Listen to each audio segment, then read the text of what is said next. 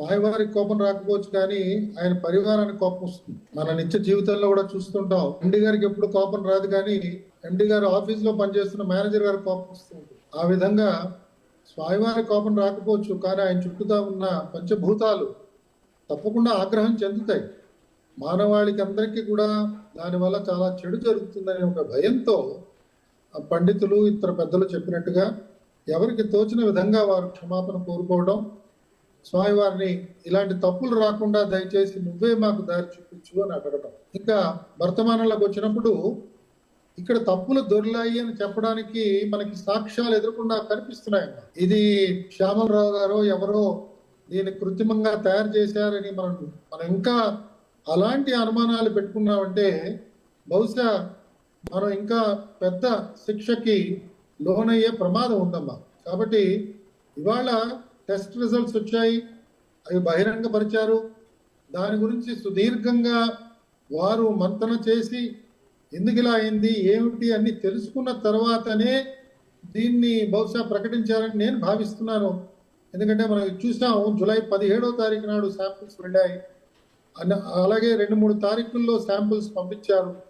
ఇవన్నీ కూడా నిన్న మొన్న కొన్ని ప్రెస్ రిలీజెస్ లో కొన్ని వివరాలు బయటకు వచ్చాయి. ఇవాళ ఇంకా కూడా ఇది జరగలేదు అని మనం అనుకోవడం బహుశా అది అమాయకత్వం కాదు కానీ అది కూడా ఒక రకమైన అన్యాయం చేద్దామనే ఒక భావంతోనే మాట్లాడినట్టు అవుతుంది. అందుకని నేను పూర్తిగా నమ్ముతున్నాను అది జరిగింది. కాకపోతే నాకు తెలియనిది మీకు తెలియనిది ఇది కావాలని చేశారా అంటే ఇంత దుర్మార్గం ఒక హైందవ క్షేత్రం మీద చేద్దామని ఒక కసితో ఎవరైనా చేశారా, లేదా వ్యాపార యుక్తంతో ఇంకో 10 రూపాయలు సంపాదిద్దాం, ఇంకో 2 భవనాలు కట్టుకుందాం అనే ఒక అత్యాశతో ప్రైవేటు యాజమాన్యం వారు చేసిన దానికి టీటీడీలో ఉన్న అధికారులు కొంతమంది ఒత్తాసు పలికారా, ఇది మనకి ఇంకా తెలియదమ్మా. ఇది బహుశా ఇప్పుడు ప్రభుత్వం ఏర్పాటు చేస్తున్న స్పెషల్ ఇన్వెస్టిగేషన్ టీంలో ఈ వివరాలని మనకి బయటకు వస్తాయి. కానీ భక్త కోటి అందరూ కూడా ఈ ఒక తప్పిదం జరిగింది, జరగడానికి కారకులు తిరుమల తిరుపతి దేవస్థానంలో ఉన్న కొంతమంది అధికారులు అని నమ్మడంలో ఏమాత్రం కూడా తప్పు లేదు. మనం వాళ్ళని వెంబడించి వెంటనే శిక్షించాలి, ఉరి తీయాలి అనే భావాల్లోకి మనం వెళ్లకుండా చట్టరీత్యా తీసుకోవాల్సిన చర్యలు వారి మీద తీసుకుంటారు. ఇది పునరావృతం కాకుండా ఉండాలంటే రాష్ట్ర ప్రభుత్వం ప్రత్యేకంగా ఎలాంటి జాగ్రత్తలు తీసుకోవాలని దాని మీద దృష్టి పెడితే ఇంకా బాగుంటుందని నాకు అనిపిస్తుందమ్మా. సార్ మీరు ఎక్కడో చెప్తుంటే విన్నాను నేను, గతంలో కూడా కొన్ని ల్యాబ్స్ ఉన్నాయని చెప్పేసి మీరు పనిచేస్తున్న సమయంలో ముఖ్యమంత్రికి చెప్పినా కూడా ఆయన దృష్టికి తీసుకెళ్లినా కూడా పెద్దగా స్పందన లేదు అని మీరు అంటుంటే మేము విన్నాను. ఏ విషయాల్లో ల్యాబ్సెస్ ఉన్నాయి సార్ అక్కడ?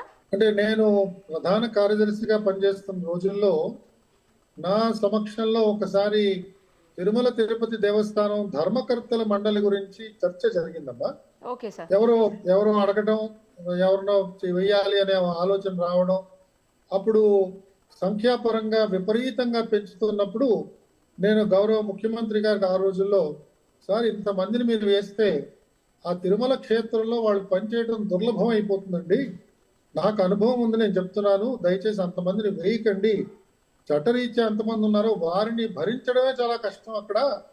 ఎందుకంటే సర్వసామాన్యంగా ధర్మకర్త మండలిలోకి వచ్చే సభ్యులలో చాలా మంది, అత్యధిక సంఖ్య, ఎంతసేపు కూడా వారి మంది మార్పులానికి సేవలు అందించాలి, దర్శనాలు చేయించాలి, వారి మీద కూడా చాలా విపరీతమైన ఒత్తిడి వస్తుంది. కాబట్టి వారందరూ అలా ఆలోచన చేయడం, దానికి అధికారులు ఎలా స్పందించాలో తెలియకపోవడం, ఇంకా కోటా సిస్టమ్ పట్టురావడం, ఒక బోర్డు మెంబర్కి రోజుకి ఇన్ని టికెట్లు, వారానికి ఇన్ని అభిషేకాలు, ఇలా ఏవేవో ఏర్పాట్లు చేయడం, చైర్మన్ గారికి బోర్డు మెంబర్లకి ఒక రకమైన తగువలాట ఉండడం, బోర్డు చైర్మన్ గారు కనుక గట్టిగా లేకపోతే వీళ్ళందరూ ఆయన ఒక ఆట ఆడించడం, ఇవన్నీ కూడా గతంలో అనేక పర్యాయాలు అధికారులు ఇవన్నీ కూడా అనుభవాలన్నీ చూశారు. అసలు ధర్మకర్తల మండలి అంటే ధర్మం ముందు వీరికి తెలియాలి, వీరికి ముందు శాస్త్రం తెలియాలి.